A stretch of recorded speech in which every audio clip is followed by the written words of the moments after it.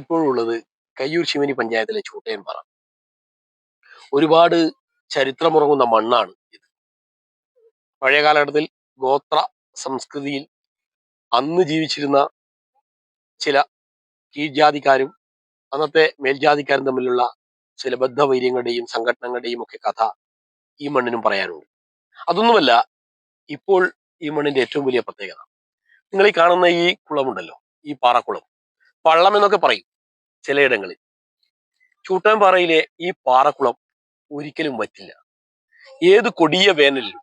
ഇപ്പോൾ നമുക്കറിയാം, മെയ് മാസ ചൂടിന്റെ തീഷ്ണതയിലേക്ക് നാം കടക്കുമ്പോഴും പാറക്കുളത്തിൽ നിറയെ വെള്ളമുണ്ട്.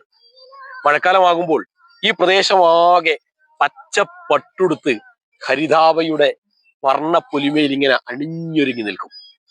ഒരു കാക്കപ്പൂക്കൾ കൊണ്ട് നീല പരവതാനി വിരിച്ചിരിക്കുന്ന ഒരു പാറപ്രദേശമായിരിക്കും ഓണക്കാലത്ത് ഇവിടെ. അതിന് നടുവിൽ നിറഞ്ഞ് തുളുമ്പി നിൽക്കുന്ന ഈ തടാകം ടൂറിസത്തിന് ഏറെ സാധ്യതയുള്ള ഒരു പ്രദേശമാണിത്.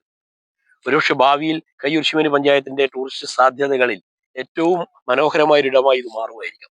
മനോഹരമായ ഒരു പാർക്കും അതുപോലെ കുട്ടികൾക്ക് കളിക്കാനുള്ള ഇടവും ഒക്കെ ഒരുക്കിയാൽ വിനോദസഞ്ചാരികൾക്ക് ഏറെ പ്രിയങ്കരമാവും ഏത് സീസണിലും ഈ പ്രദേശം.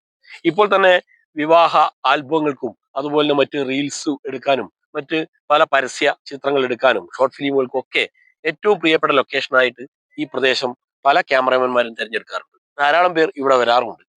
ഹോളിഡേയ്സുകളിൽ, അവധി ദിവസങ്ങളിൽ, വൈകുന്നേരങ്ങളിൽ ടൂറിസ്റ്റുകൾ ഇവിടെ എത്താറുണ്ട്. കുടുംബസമേതം വന്നിട്ട് ഇവിടുന്ന് ധാരാളം ഫോട്ടോസ് ഒക്കെ എടുത്ത് കുറെ സമയം ഇവിടെ ചെലവഴിച്ച് പോകുന്ന കാഴ്ചയും നമുക്ക് കാണാം. നാട്ടകങ്ങളിൽ പ്രത്യേകിച്ചിട്ട് ഇതുപോലുള്ള ഗ്രാമീണ തനിമ നിറഞ്ഞു നിൽക്കുന്ന പ്രദേശങ്ങളിൽ ഇതുപോലുള്ള മനോഹരമായ കാഴ്ചകൾ ധാരാളമുണ്ട്. പലപ്പോഴും നമ്മളത് കണ്ടെത്തുന്നില്ല, ഈ പ്രദേശങ്ങളുടെ പകിട്ടും മനോഹാരിതയും തിരിച്ചറിയുന്നില്ല. അതുകൊണ്ടാണ് ഇത്തരം പ്രദേശങ്ങൾ വിട്ട് നമ്മൾ മറ്റു പല സ്ഥലങ്ങളിലും സഞ്ചാരത്തിനായിട്ട് വിനോദ യാത്രകൾക്കായിട്ട് തിരഞ്ഞെടുക്കുന്നത്.